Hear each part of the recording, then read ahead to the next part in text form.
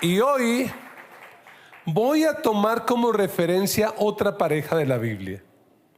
Una pareja que algunos lectores desprevenidos de la Biblia dicen: ¡ay, tan linda esa pareja!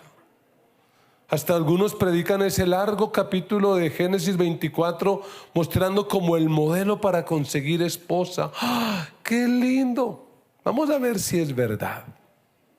Y vamos a hablar de Isaac y Rebeca. Y el título, para los que toman apuntes, los cuales honran a este servidor, el título de este mensaje es: no repitamos la historia. No repitamos la historia. Un filósofo y poeta de origen español llamado Jorge Agustín Nicolás Ruiz de Santayana y Borrás. Se aprendió el nombre, ¿no? Lo voy a preguntar ahora. Por supuesto, es que es de España y allá en España son así. Este hombre, cuando visitó los campos de concentración nazi, donde muchos judíos murieron, este hombre acuñó esta famosa frase: quien no conoce su historia está condenado a repetirla. Quien no conoce su historia está condenado a repetirla. Y es que es una tremenda verdad.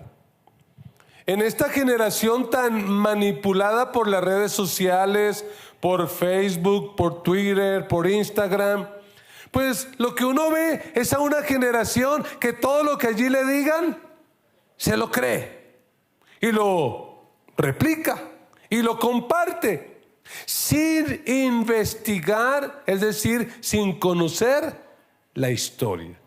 Y quien no conoce la historia está condenado a repetirla. Y cuando uno ve la historia de nuestros países latinoamericanos, eso es vívido.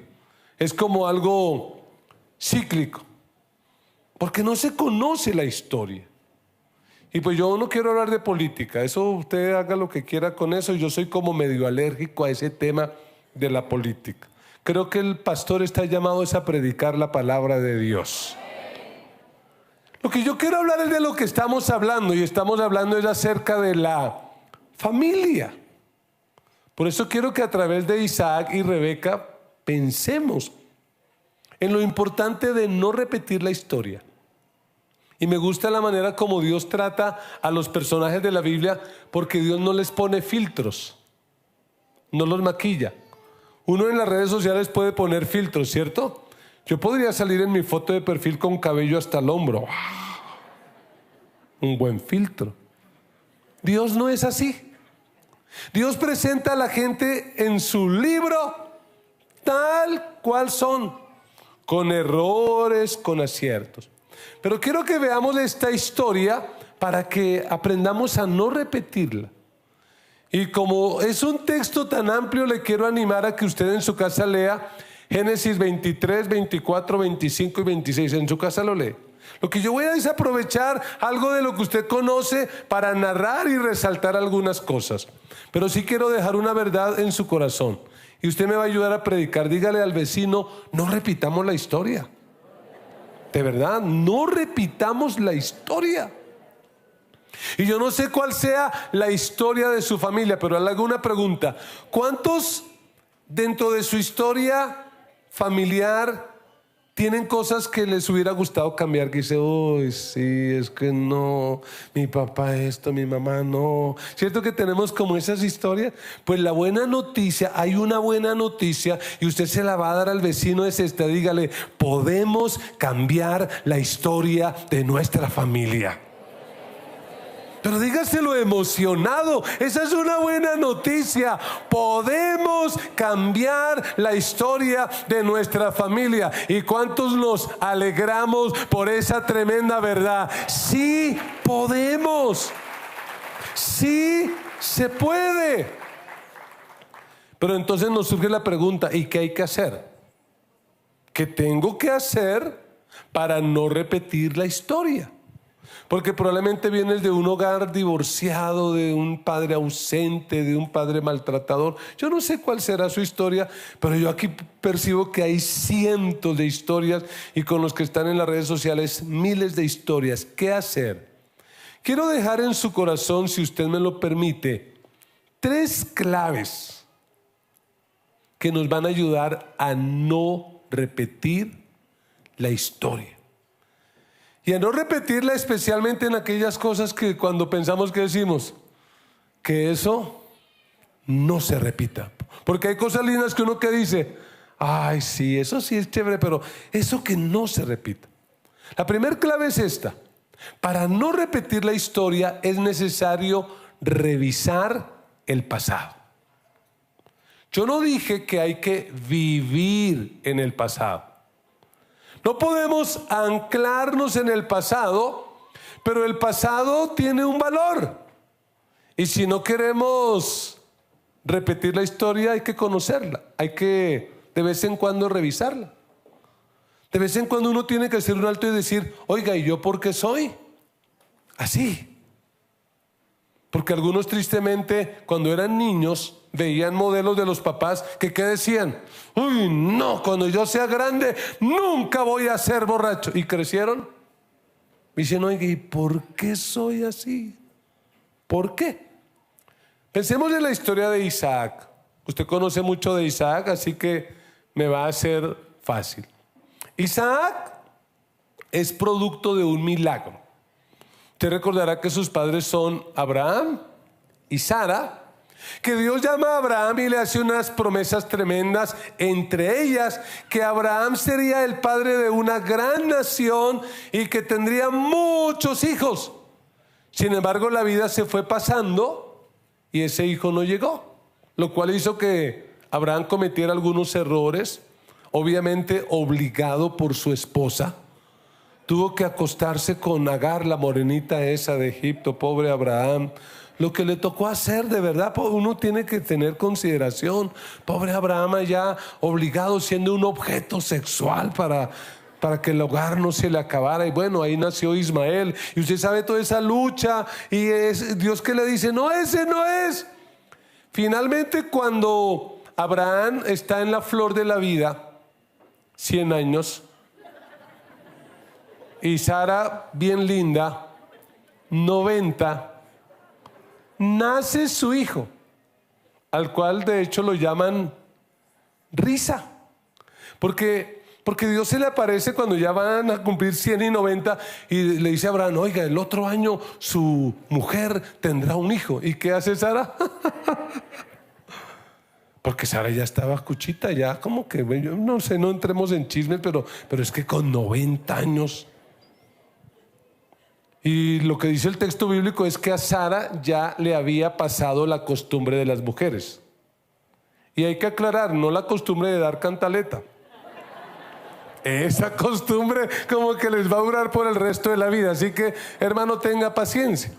Lo que dice el texto bíblico cuando dice la costumbre de las mujeres era que ya no tenía el periodo menstrual, ya no ovulaba. Entonces ella dice, yo voy a tener hijo. Y efectivamente, dicho y hecho, tienen un hijo, al cual llaman Isaac. Eso es un milagro. Y esa es una palabra para algunos. Mire, no importa la circunstancia de su vida o de su familia, no importa el pasado, no importa la historia, el Dios al que nosotros seguimos todavía puede hacer milagros. Lo hizo en esa familia y lo hará en la nuestra también.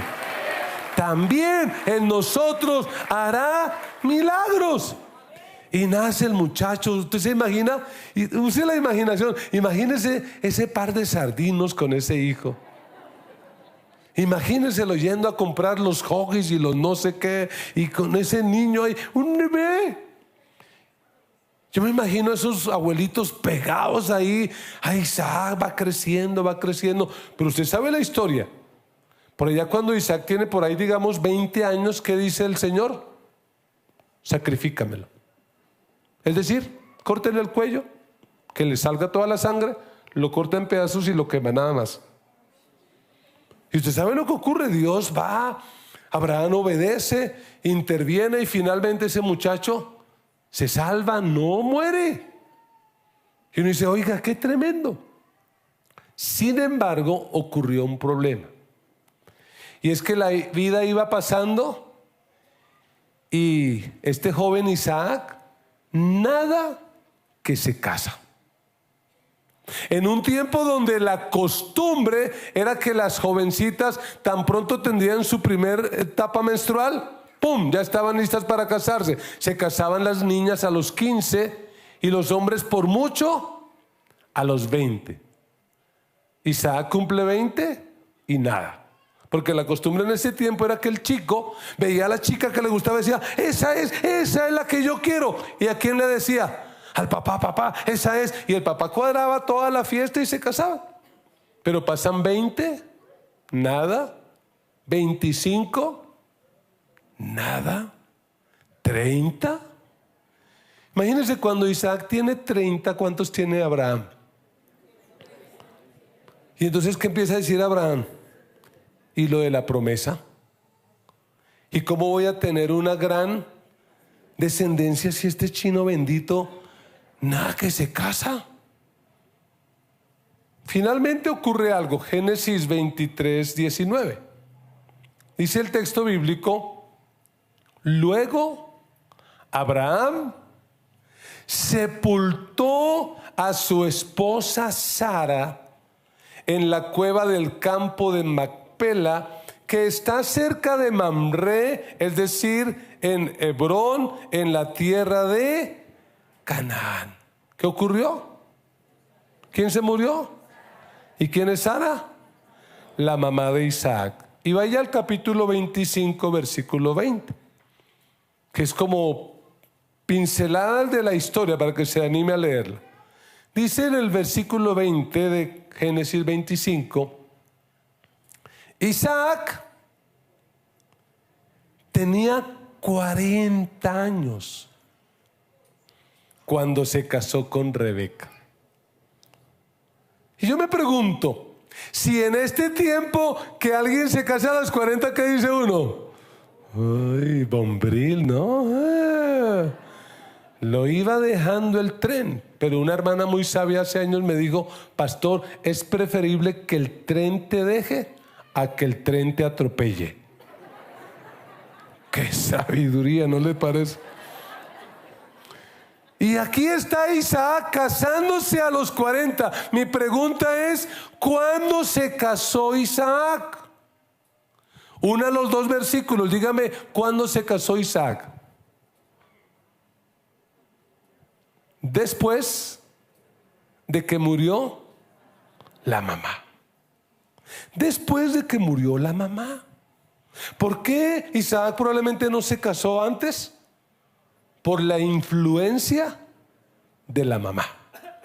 Porque la mamá estaba sufriendo de algo que hoy en día la psicología moderna llama el síndrome del hijo único. ¿Qué es el síndrome del hijo único? Que cuando una mamá tiene solo un hijo, la tendencia es a ser sobreprotectora, posesiva. Son esas mamás que le dicen: sí, mijito, métase a la piscina, pero no se moje. Sobreprotegen. No haga esto. Venga, el gel bacterial, y aquí está. Y lo que dicen los expertos es que las mujeres que solamente tienen un hijo, el riesgo es que empieza a reemplazar la relación que debería tener con el marido, la reemplaza con el hijo. Y en el caso de Sara, el riesgo es enorme. ¿Por qué? Porque tiene su hijo en la vejez. ¿Y cuántos más hijos tuvo Sara? Ninguno más, fue el único. Y ojo con llegar a pensar: no, yo creo que es que Isaac era homosexual o algo así. No. Pero yo sí creo que Isaac tenía un problema, y es que Isaac era un hombre feminizado.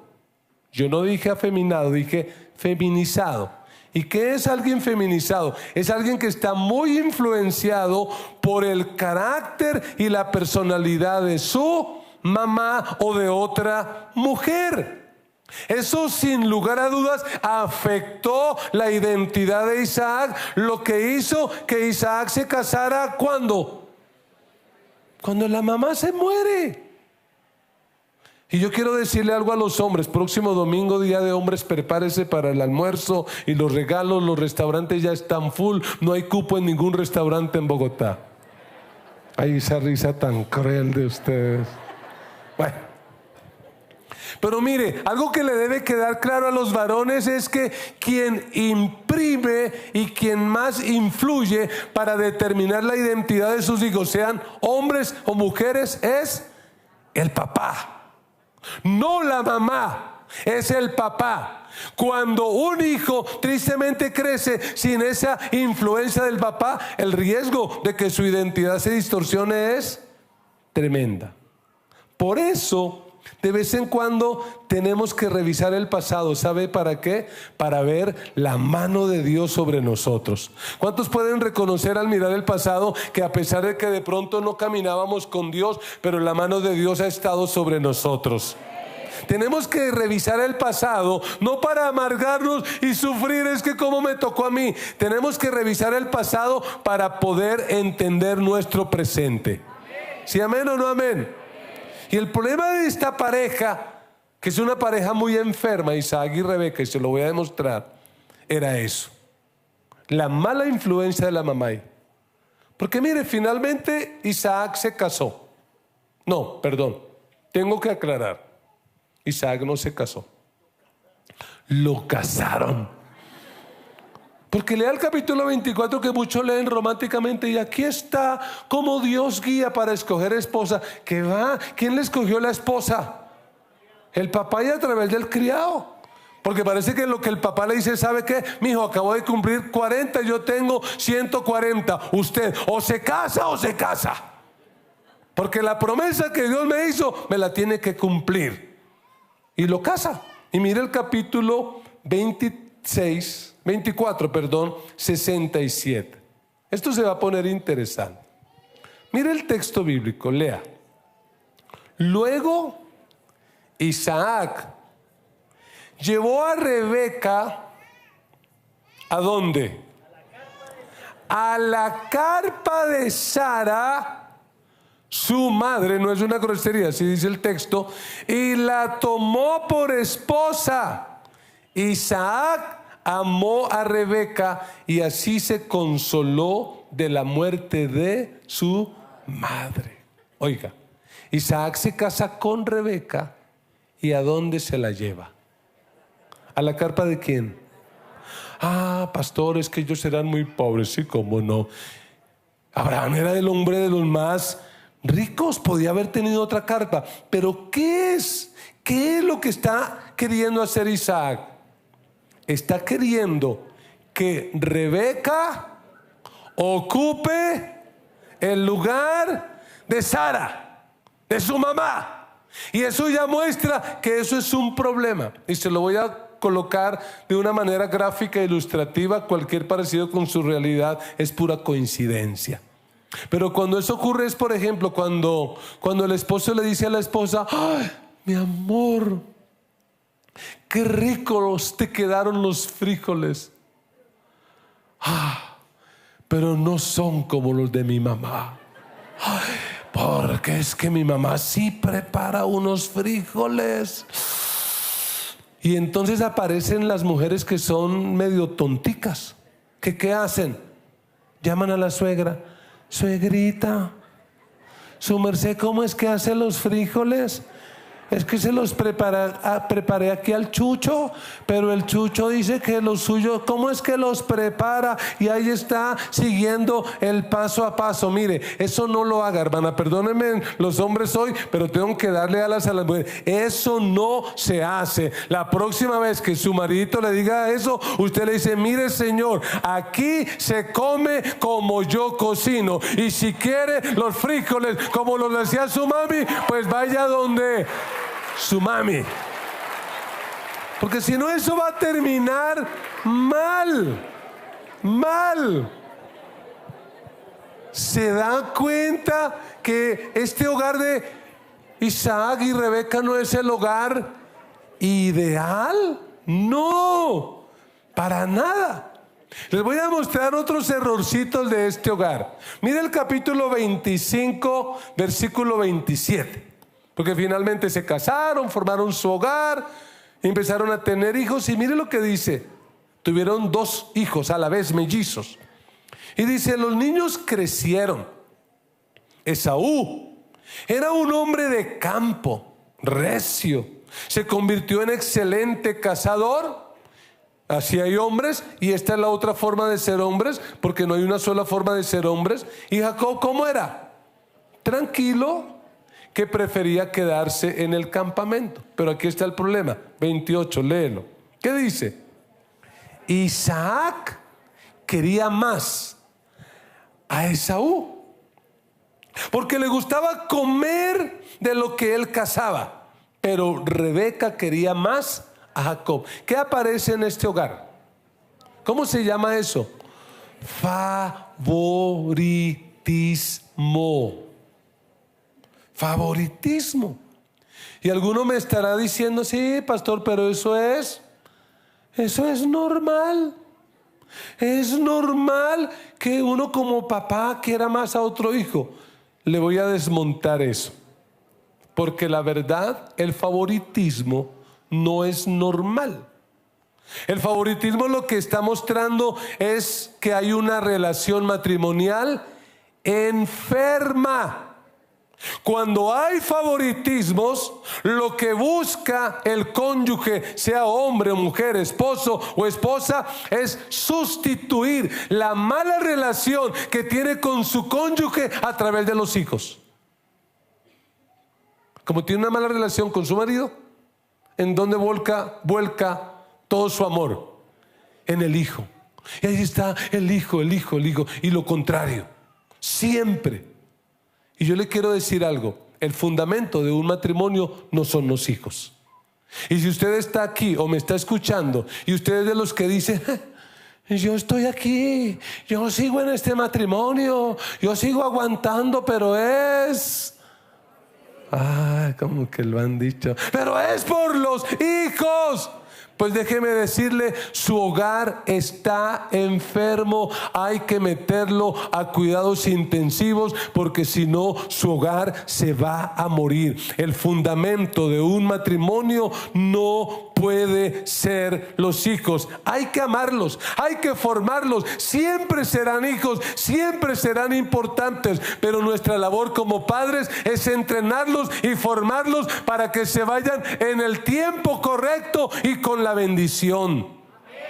Esa es nuestra tarea como padres. Y yo honro a mi esposa, que me siguió la pita de esto de levantar hijos para Dios. Y el 15 de agosto, si el Señor lo permite, nuestro hijo menor se casará y quedará nuestro nido vacío. Así que ya estoy ensayando la canción de Jesús Adrián Romero. Una casa vacía nos espera, una mesa servida para 2. Ya se van y nos dejan 1000 recuerdos.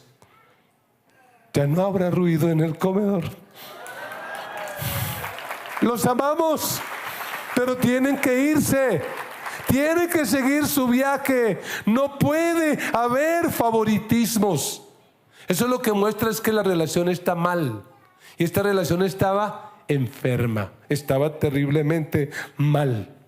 Algo más que aparece en este matrimonio, que sin lugar a dudas uno descubre cuando revisa el pasado, es que en este matrimonio habían pecados generacionales. Y se lo quiero repetir, no maldiciones generacionales. Yo estoy harto de escuchar predicadores hablar de maldiciones generacionales. Y si usted cree eso, sáquese eso de la cabeza, porque por lo menos mi Biblia dice claramente que Cristo nos redimió de la maldición de la ley. No estamos bajo maldición. El Señor no viene a liberarnos de maldiciones, pero viene a liberarnos de pecados generacionales. Eso es otra cosa. ¿Qué es un pecado generacional? Es que sencillamente mis hijos, de tanto ver algo, de tanto ver y vivir ahí, ¿qué riesgo tienen? El riesgo de volverlo a reproducir. Yo no sé por qué, pero eso pasa. Y en esta familia no hubo excepción. Ustedes recordarán que cuando Abraham y Sara tienen que ir a Egipto por causa del hambre y llegan allí, ¿qué hace Abraham con Sara? La expone para que el faraón se la lleve al palacio. Porque cuando llegan allá, ¿y qué dicen? ¡Ay! ¡Uy! Porque Sara, obvio, estaba en la flor de la vida, 65 años, era una pero remamacita. Entonces dijeron, no, ¡uy, tan linda! Y que le dijeron, no, nos gustaría llevarla al palacio del faraón. ¿Y qué dijo Abraham? Lo que los varones aquí deberíamos decir. ¿Qué dijo Abraham? O mejor, ¿qué debió haber dicho Abraham? ¿Sabe una cosa? Usted va a tocar a mi mujer sobre mí. ¿A cuántas mujeres les gustaría escuchar eso, cierto? Sobre mi cadáver. Pero ¿qué dice Abraham?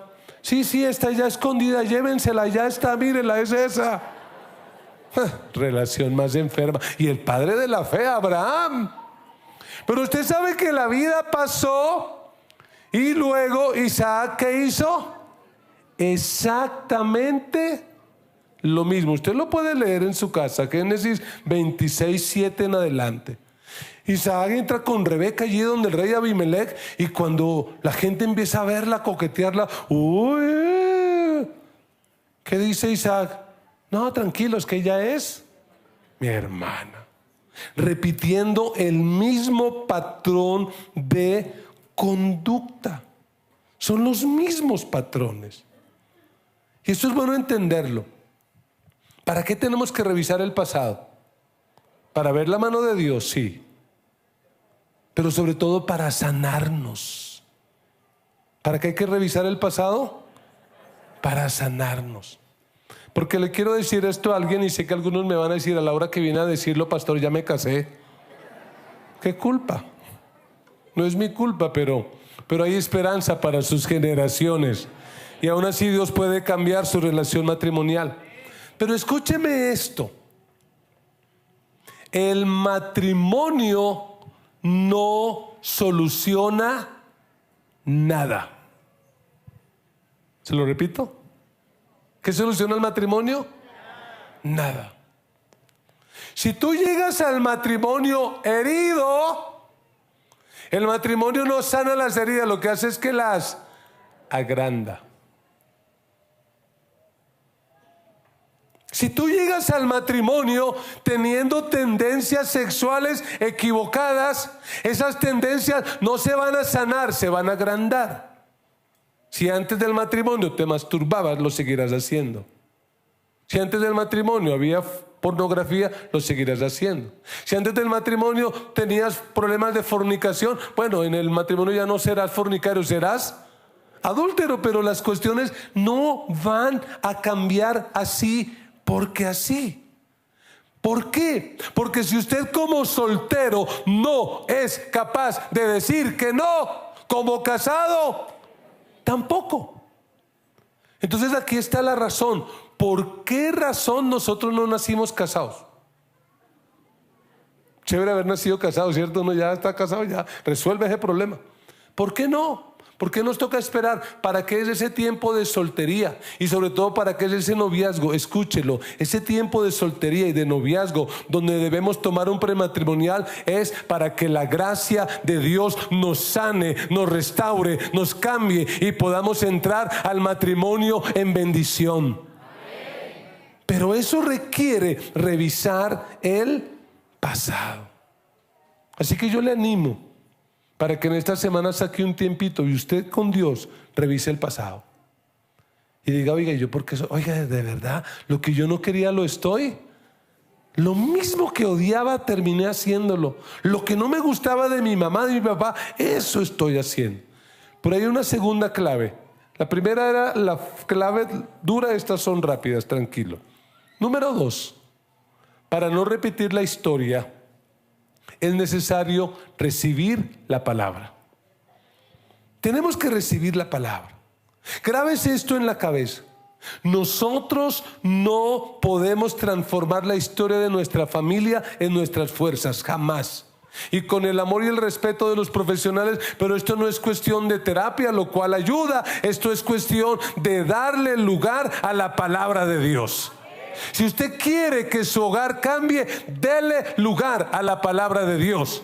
Yo no dije que se vuelva evangélico, porque algunos cambian la iglesia católica por la evangélica, pero siguen haciendo lo mismo. No, usted que ahora ha decidido seguir a Cristo, entiéndame, lea este libro, medítelo, memorícelo y aplíquelo a su vida, y sobre todo enséñeselo a las nuevas generaciones.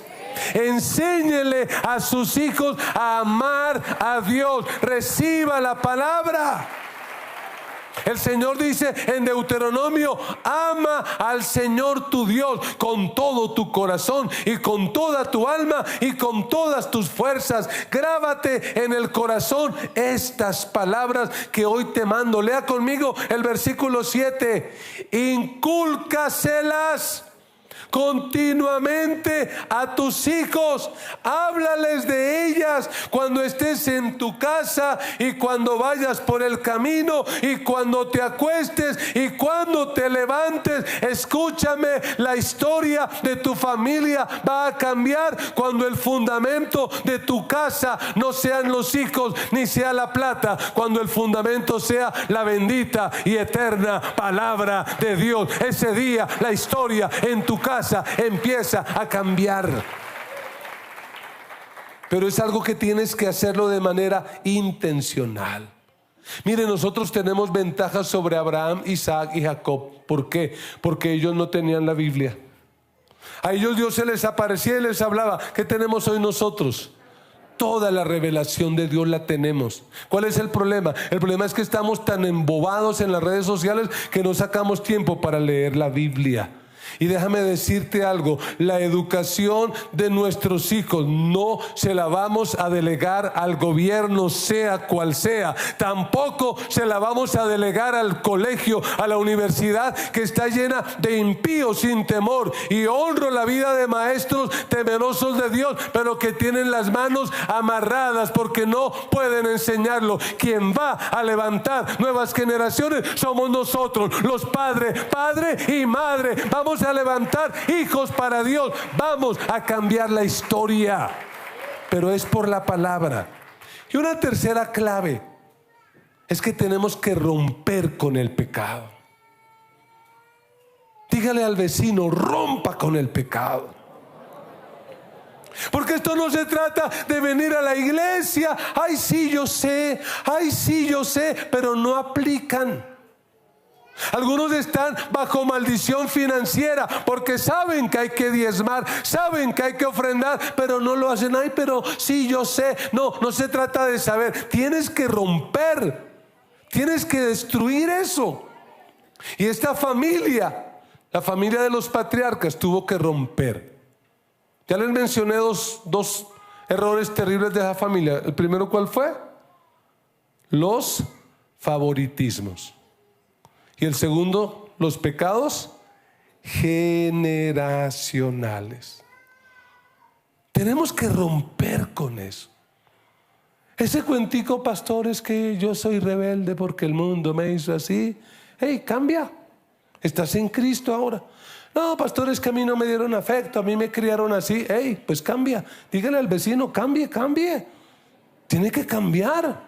Ay, pero pastor, es que si uno no aprendió, pues ahora estamos en Cristo. Y si estamos en Cristo, somos nuevas criaturas. Las cosas viejas pasaron, he aquí, todas son hechas nuevas. Vamos a cambiar la historia. Mi padre pudo haber sido alcohólico, pero yo no tengo por qué serlo. Mi hogar pudo haberse destruido, pero el mío no. Sí, amén. Porque ese es el problema. Que algunos crecieron entre gritería. ¿Y cómo se hablan? A gritos. Es que así me enseñaron. Hey, cambia. Algunos hogares tenían una esposa mandona, dominante, generala, y así quieren repetir: hey, mujer, cambia, deja que tu marido asuma el rol que le toca. En algunos hogares el problema era de adicción al alcohol y a las drogas, y usted quiere hacer lo mismo. Hey, no, cambia, estás en Cristo, puedes ser libre y cambiar la historia. Ay, pero pastor, es que en mi casa nunca hubo afecto. Hay hogares donde los hijos nunca vieron al papá y a la mamá expresarse afecto, porque somos tan bestias que peleamos delante de ellos. Pero expresarle cariño, ay, no, qué pena que nos están viendo. No me abrace, no me bese. Eso le pasó a ustedes, no les ha pasado eso, ¿cierto? Pero a una familia por allá inglesa, usted sabe cómo son los ingleses, ¿no?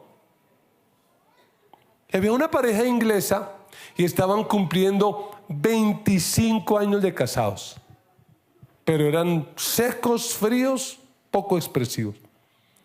Y la esposa pues empezó a ir a la iglesia y dijo, no, yo voy a romper, a cambiar esta historia.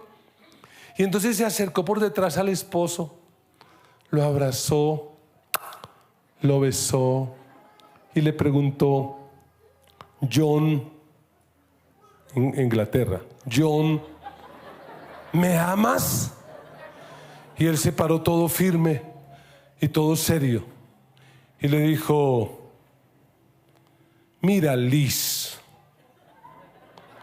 hace 25 años delante del altar te dije que te amaba.